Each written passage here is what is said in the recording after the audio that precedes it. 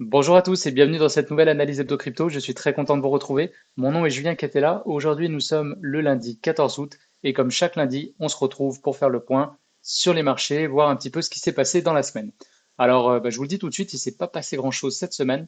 Donc, j'ai envie de faire exception aujourd'hui. On va quitter TradingView et je vais plutôt vous montrer comment je sélectionne mes projets et aussi comment je les note les uns par rapport aux autres. Alors, c'est une stratégie qui fonctionne bien, je trouve, en bear market, c'est-à-dire au moment où, donc pour rappel, on va quitter très rapidement TradingView, mais juste pour vous remontrer ici, le plus important, c'est qu'on était sur un grand marché baissier, d'accord, qui a duré un certain temps, presque un an et demi. Et ensuite, on a eu comme ça une cassure du Bitcoin en mensuel. On voit ce qu'on appelle une avalanche haussière. Ça veut dire une bougie qui a complètement avalé la bougie rouge mensuelle précédente. Et si on regarde, eh bien depuis le mois de novembre 2021, ça n'était pas arrivé. Donc là, ce que ça veut dire, c'est qu'on a un changement de la psychologie du marché. Bon, après ça, il y a plein de figures de consolidation qui se mettent en place, c'est ce dont on parle habituellement le lundi. Mais à partir de ce moment-là, c'est là que moi j'ai commencé à m'intéresser à, OK, je pense que le marché a assez baissé, on va avoir un retournement, on va avoir des cryptos qui vont de plus en plus donc inverser la tendance et repasser en positif.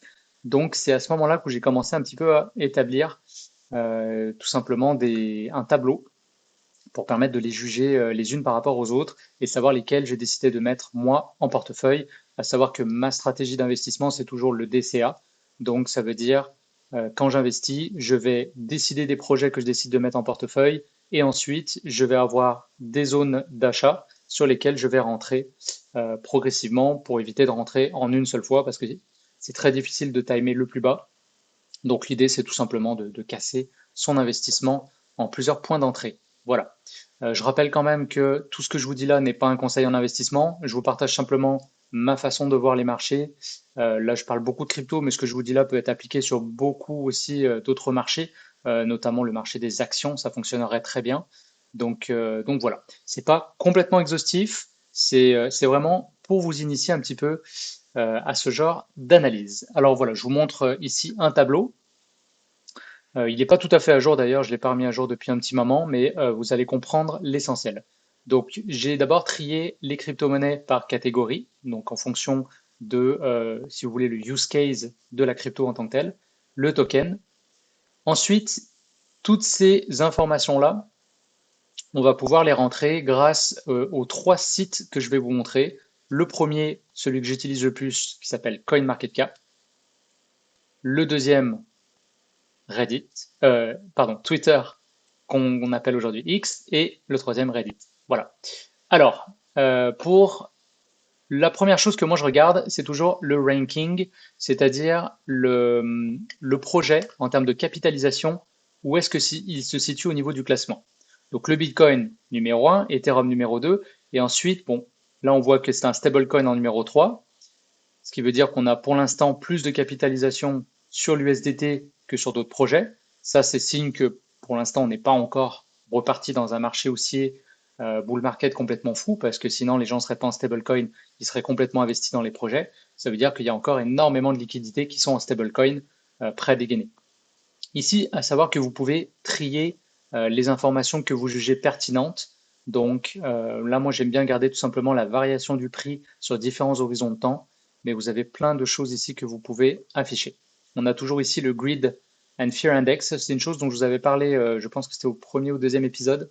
Donc moi, c'est quelque chose que j'aime bien regarder. Aujourd'hui, on est plutôt neutre. Donc ça veut dire, ça en fait, ça confirme un peu la bougie qu'on a eue là en mensuel ou en hebdomadaire. On est sur un marché qui est vraiment en attente, en consolidation. Donc je vais prendre un exemple, en fait, on va prendre le projet Cardano, d'accord, qui est un projet que j'aime bien, donc Tokenada, et on va regarder un petit peu comment je suis allé chercher ces informations-là. Donc pour le ranking, on voit aujourd'hui que le Cardano, il est numéro 8, d'accord, donc là mon tableau, comme je vous disais, il n'est pas tout à fait à jour, donc là on mettrait ranking numéro 8.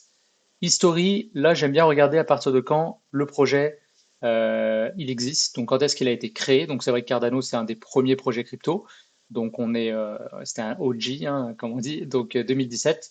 Ensuite, je regarde la communauté. Donc la communauté, c'est vraiment le fanbase. Donc j'aime bien regarder le fanbase sur Twitter, qui généralement va être un fanbase un peu plus institutionnel, d'une certaine façon, c'est de ce que j'ai remarqué. Donc on va tout simplement rechercher la page correspondante du projet. Et on voit ici qu'on a 1,3 million d'abonnés. Ensuite, on va avoir Reddit. Donc Reddit, là, on est plutôt sur un fanbase que je dirais de gens, de petits investisseurs, d'accord? Donc c'est là qu'on va avoir tous les apes, là c'est tous les investisseurs qui vont être vraiment drivés par leurs sentiments quand ils vont investir.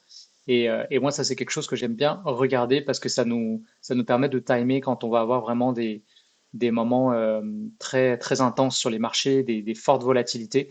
Donc moi j'aime bien suivre là-dessus un petit peu ce qui se dit, les posts les plus populaires sur un projet. Quand c'est très orienté tech, généralement, c'est qu'on est plutôt en bear market. Et quand c'est très orienté, justement, la folie, les prix, c'est quoi vos targets, to the moon, bah, dès qu'on va avoir un peu ce vocabulaire-là, on sait qu'on est dans la phase d'expansion et qu'il faut faire attention et commencer à prendre des profits. Donc là, le Cardano, vous allez voir de ce côté-là qu'on est bah, dans le premier 1% hein, en termes de subreddit. Donc on a 689 000 membres de Cardano. Ici, au niveau du ranking là, sur le CoinMarketCap, je ne l'ai pas vraiment dit, je prends quand même une minute pour l'expliquer. En fait, ce qu'il faut comprendre, c'est que plus vous êtes haut dans le ranking, et plus potentiellement ce projet, bah, tout simplement, il va y avoir des liquidités en arrière. Donc ça veut dire que ce sera plus difficile de le faire augmenter, parce qu'il faut encore plus de liquidités pour le faire monter. Par contre, ça veut dire que le projet, il a une certaine notoriété déjà, et il est assez solide. Je dis toujours assez, vous avez vu, je mets des petits guillemets un peu partout, parce qu'encore une fois, il faut toujours mettre un grain de sel là-dedans et avoir un recul hein, sur ce qu'on voit. Parce que vous pourriez avoir en fait un shitcoin qui monte très très haut parce qu'à un moment donné, il y a eu beaucoup de volatilité dessus, il y a eu beaucoup d'investissements, et il ne faudrait pas prendre ça pour argent comptant parce qu'il peut redescendre aussi très très vite. Mais retenez globalement que vous voulez équilibrer votre portefeuille entre des top projets, peut-être le top 10, top 20, et puis après, aller chercher des projets plutôt mid ou mid cap ou low cap, donc ça veut dire avec des petites ou des moyennes capitalisations, parce que c'est des projets qui ont beaucoup plus de chances de faire des fois 10, des fois 20, des fois 50 et des fois 100, comme on voit parfois. Donc personnellement, moi je me donne jusqu'au top 50 à peu près pour investir dans les projets. J'essaye d'éviter dans le top 10 vu que moi j'ai une stratégie qui est assez agressive et j'essaye d'aller chercher des plus gros multiplicateurs.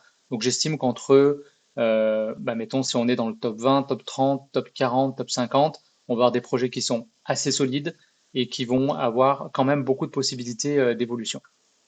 D'accord? D'autres personnes vont carrément passer à la page numéro 2 et chercher des projets qui sont après donc le top 100. Donc là, attention, ça peut être tout et n'importe quoi. Donc il faut bien regarder ça. Mais ouais, je pense que vous avez compris l'idée. Autre chose ici que j'ai commencé ensuite après à considérer et que j'avais pas trouvé tout de suite comme information et que je trouve super pertinente, c'est le nombre de fois que le projet a été ajouté dans une watchlist sur justement CoinMarketCap. Donc je vais revenir sur la page numéro 1. Donc, hop, ce qu'on appelle une watchlist, en fait, tout simplement, moi je vous invite vraiment à vous créer un compte sur CoinMarketCap, c'est complètement gratuit et ça vous permet de faire une liste de suivi de projets. Donc là, on va juste retrier comme ça et on va aller sur Cardano puisque c'était le cas de notre exemple. Eh bien, vous avez ici tout en bas une information super importante dans les popularités et ils vous disent in watchlist. Et quand vous approchez ici, ils vous explique que c'est le nombre de watchlist sur CoinMarketCap, donc le nombre de clients CoinMarketCap qui suivent ce projet-là. Et donc là, on parle de 2 313 265 watchlist. Donc ça, c'est super intéressant. Je trouve que ça décrit bien le côté communauté justement et le côté intérêt du projet. Ensuite, ce que je regarde, c'est sur le dernier bull run, quelle a été l'évolution. Donc, comment on fait ça? On retourne ici, on va aller sur Cardano, hop, sur le dernier bull run. Donc là, vous pouvez prendre le tape à mesurer. Et là, vous pouvez prendre ou vraiment les extrêmes. Donc là, par exemple, on aurait 18 282% pour le Cardano du absolument plus bas ou absolument plus haut. Ou alors, vous prenez quelque chose de plus conservateur et vous prenez, par exemple, le moment où on a eu une cassure. Donc là, si on reprend l'exemple que je vous disais en mensuel, quand est-ce qu'on a eu vraiment une avalanche? Donc là, on l'avait presque, mais on l'a pas eu complètement. On l'a eu surtout ici. Donc mettons que là, on a avalé carrément les 3 derniers mois, boum. Donc on sait que là, on a quelque chose qui se passe de très très fort. On avait cassé un niveau important. Donc mettons qu'on le prenne à partir d'ici. Là, on a eu une évolution de 1734%. C'était quand même énorme, hein, en passant. Moins impressionnant que tout à l'heure, mais c'est quand même très très énorme. Donc ça vous donne tout simplement l'idée du potentiel de hausse que le projet a déjà vécu sur le dernier bull run. Vous pourriez même le regarder sur les précédents bull run si c'est un projet qui a assez d'ancienneté. Ensuite, le year to date, ça c'est quelque chose que j'aime bien regarder aussi. Donc une fois que vous êtes sur CoinMarketCap, vous pouvez donc retourner là sur le ranking et vous pouvez ici cliquer sur Watchlist. Et si vous faites ça, vous avez tous les projets que vous avez ajoutés à votre watchlist. Donc là, c'est tous les projets que j'ai ajoutés moi à ma watchlist. Et puisque j'ai, encore une fois, je vous le montre, c'est juste là avec le petit onglet Customize, vous pouvez régler les paramètres que vous voulez voir. Donc moi, j'ai mis tout simplement la variation du prix en 24 heures, 7 jours, 30 jours, 60 jours, 90 jours et 1 an. Donc si on regarde le 1 an, je peux même cliquer là pour filtrer. On voit que dans ma watchlist, le plus intéressant, c'est Injective qui a fait 497% depuis le début de l'année, le 1er janvier 2023. Et ensuite, on a hop, un projet ici de IA, donc le projet AGX, bon, etc. Vous avez tous les projets ici. Donc ça vous donne aussi une idée de comment ça se passe. D'accord? Ensuite, on est là. Ensuite, je mets le potentiel. Donc, ce que j'appelle le potentiel, on retourne sur TradingView. Ça pourrait tout simplement, alors moi, c'est comme ça que je le regarde. Encore une fois, c'est pas ce que je vous montre là, c'est ma stratégie, c'est comment je fonctionne. Il y a plein de façons de faire. Mais on pourrait dire, par exemple, je pars du prix d'aujourd'hui. Donc là, en ce moment, on est à 29 sous sur le projet Cardano. Et on fait, OK, mettons qu'on fasse un retour à l'ATH. Bon, bah là, en ce moment, on est sur 1 x 10. Ça veut dire que même si le projet Cardano ne s'affranchit pas de ses derniers plus hauts historiques et ne refait pas un nouvel ATH, donc un all-time high, on a quand même 1 x 10 à partir d'aujourd'hui. Donc c'est ça que je trouve intéressant quand on a à la fois, si je résume, un projet qui est déjà dans une catégorie qui nous intéresse. Donc là, c'est tout ce qui est compétition à Ethereum. Je ne pense pas qu'ils vont nécessairement détrôner Ethereum. Je pense que c'est plutôt la bataille pour la 3e place du podium. Ensuite, donc le ranking, d'avoir un projet qui est assez solide. On va avoir l'history, donc un projet qui vient pas d'arriver, qui sort pas de nulle part. Je vous invite aussi à regarder qui sont les gens derrière ce projet-là.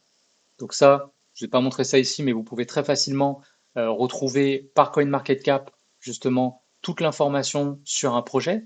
On va prendre donc, je vais reprendre Cardano. Ici, vous avez des informations plutôt au niveau du prix. Il est en train de charger. Voilà. Il vous dit d'ailleurs où est-ce qu'on a des bonnes liquidités. Bon, bah là, c'est à peu près partout sur tous les exchanges. La confiance qu'ils vont avoir aussi sur les différents exchanges, si jamais vous avez des projets, quand vous allez voir si vous êtes sur vraiment des low cap, on n'est pas nécessairement sur Binance. KuCoin, c'est un exchange que j'aime bien parce que généralement, on va avoir des low cap et on est sur quelque chose qui est fiable. Mais vous avez d'autres trucs comme ça. Bon, Bithumb, par exemple, je connais pas du tout. Alors, c'est peut-être fiable, mais j'en sais rien du tout. Donc, faut faire vos recherches si vous êtes sur des trucs comme ça que vous connaissez pas. Là, vous avez les différentes news récentes du projet, l'espèce de Twitter directement intégré. Et après, vous avez le About Cardano. Et là, vous avez les informations par rapport au projet. Là, vous avez toujours Who are the founders? Donc, qui sont les fondateurs du projet? Et là, vous allez avoir les noms qui vont être donnés. Donc là, c'est Charles Hoskinson. Charles Hoskinson, à savoir qu'il a travaillé avec Vitalik Buterin sur le projet Ethereum et ensuite il s'est séparé, on le voit ici d'ailleurs, il l'écrit, pour créer sa propre blockchain. Donc on a déjà, encore une fois, on est chez les OG, on est vraiment chez les vétérans de la crypto-monnaie, quoi. Et ensuite, quand vous avez ces noms-là, bah, c'est à vous de faire des recherches, utiliser YouTube, utiliser LinkedIn, quand c'est des noms qu'on ne connaît pas, regardez si c'est vraiment des gens qui sortent de nulle part, dont on n'a jamais entendu parler, ou si c'est des gens qui ont déjà une certaine notoriété dans la sphère crypto-monnaie, qui ont déjà des projets à leur actif. Donc c'est vraiment ça qu'il faut regarder. Donc on a donc, comme je disais, un projet avec de l'historique. Ensuite, on a un gros fanbase. Ça, c'est important parce que c'est les fans qui vont faire augmenter la capitalisation des projets et donc vos profits. Vous avez ensuite la performance qu'il y a eu sur le dernier bull run. Donc ça vous donne une idée du potentiel. Si on regarde des projets comme justement, vous voyez que vous avez un projet comme Solana qui a fait un 25 000% par rapport à, je prendrais un projet Uni, qui est un super bon projet Uniswap sur la finance décentralisée, on était à 9 000%. D'ailleurs, si on regarde sur la DeFi, on voit que AV était le projet qui a vraiment le plus performé là sur les trois. Donc vous, ça peut vous permettre ensuite de décider lequel vous ajoutez en portfolio. Ensuite, le year to date, ça permet de voir où est-ce qu'on en est positionné. Est-ce qu'il est déjà parti comme un fou ou est-ce qu'on est encore sur des prix qui sont raisonnables? Le potentiel. Et ensuite, vous pouvez, alors moi c'est ce que j'avais fait, j'avais caché tout simplement le nom des projets pour pas m'influencer. Donc vous cachez là ce qui est sur la gauche et vous allez tout simplement attribuer des points en fonction du résultat obtenu ici.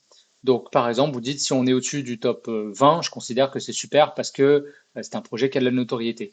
Si c'est un projet qui date avant 2018, par exemple, bah, vous avez un projet qui a au moins déjà deux bear market à son actif. Donc, c'est un projet qui est résilient.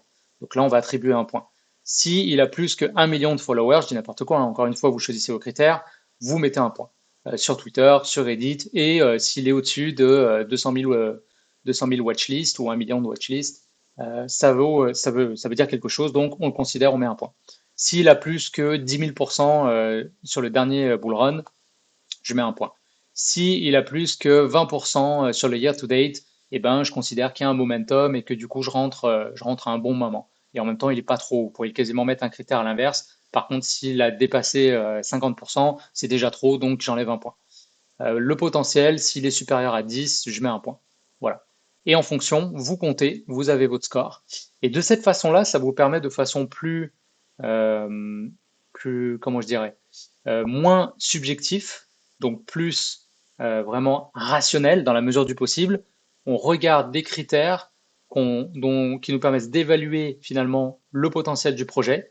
Et ensuite, on peut dire, eh ben, nous, dans notre portfolio, on va simplement mettre des projets qui ont au moins 5 ou 6 points. Et après, bon, moi, j'avais ajouté une partie pondération, ça veut dire comment vous équilibrez ensuite ces projets pour votre 100% de portfolio. Donc, si vous avez par exemple 10 000 dollars à mettre, eh bien, 10%, bah, vous mettez 1000 dollars sur ce projet-là, 5%, vous mettez 500 dollars sur ce projet-là. D'accord? Et quand on parle en pourcentage, bah, ça peut être avec n'importe quoi. Si vous avez juste 1000 dollars à mettre ou juste 100 dollars à mettre, bah, vous pouvez le faire de la même façon. C'est ça qui est intéressant en crypto-monnaie. Il n'y a pas de barrière à l'entrée au niveau de l'investissement parce que vous n'êtes pas obligé d'acheter un token dans son entièreté. On n'est pas obligé d'acheter un Bitcoin tout seul, fort heureusement, parce que tout le monde n'a pas 30 000 dollars à mettre. Par contre, vous pouvez acheter pour 100 dollars de Bitcoin. Donc vous aurez 0,000 quelque chose Bitcoin, mais vous comprenez l'idée. Donc ça, c'est intéressant parce que cette stratégie-là, cette façon de penser, si vous développez ces habitudes-là, ben, ça va vous donner des bons réflexes pour ensuite, quand vous aurez un plus gros capital, et ça sera la même chose, puisque c'est des pourcentages, c'est seulement les chiffres qui vont augmenter. C'est tout ce que je vous souhaite, mais ça vous permet vraiment de développer les bonnes habitudes et tout ce que je vous ai montré là, ben, vous pourriez très bien l'utiliser sur d'autres marchés comme le marché action. Voilà, je pense que ça fait le tour pour aujourd'hui. J'espère que ça vous a intéressé ce genre d'épisode. Aujourd'hui, j'ai envie de faire un appel à l'action. Alors, vous pouvez m'écrire directement en commentaire ou vous pouvez me trouver. D'ailleurs, vous avez vu que j'étais sur Twitter. Donc, sur Twitter, vous pouvez me trouver. X, il faut vraiment que j'apprenne à le dire maintenant qu'il a changé de nom, je suis tout perturbé. Vous pouvez me trouver facilement. Donc, mon nom, c'est Julien Catella, tout simplement. Donc, @Julien Catella. Et puis, l'appel à l'action que je veux faire, si vous voulez me suivre sur Twitter, c'est là que je vais partager de façon un peu plus générale toute mon actu crypto, tout ce qui touche finalement à mon côté investissement. Je suis présent également sur Instagram, mais je vais plutôt partager le côté photo, parce que je suis aussi photographe. Donc, pour tout ce qui est plus investissement crypto, si vous me suivez pour ça, ça va être essentiellement sur Twitter que je vais partager ça. Et puis, pour ceux qui seraient intéressés de jaser, je vous invite à m'envoyer un petit message privé. Et puis, je serais intéressé, là, je peux me permettre de le faire parce que sur la chaîne, on est 20. Donc, il n'y a pas de souci, j'ai le temps de répondre à tout le monde. Mais si quelqu'un veut jaser de crypto en général, d'investissement, voilà, me poser des questions, peu importe. Vous pouvez m'écrire en privé, puis on pourra s'organiser comme ça un petit appel de, je sais pas, 20-30 minutes. Voilà, ça pourrait être intéressant. L'idée pour moi, c'est de mieux apprendre à connaître les gens qui suivent ma chaîne. Et puis pour vous, bah, tant mieux si je peux répondre à quelques questions. Ça sera avec plaisir. Voilà. Alors je vous souhaite une excellente semaine et je vous dis à lundi prochain. Salut tout le monde.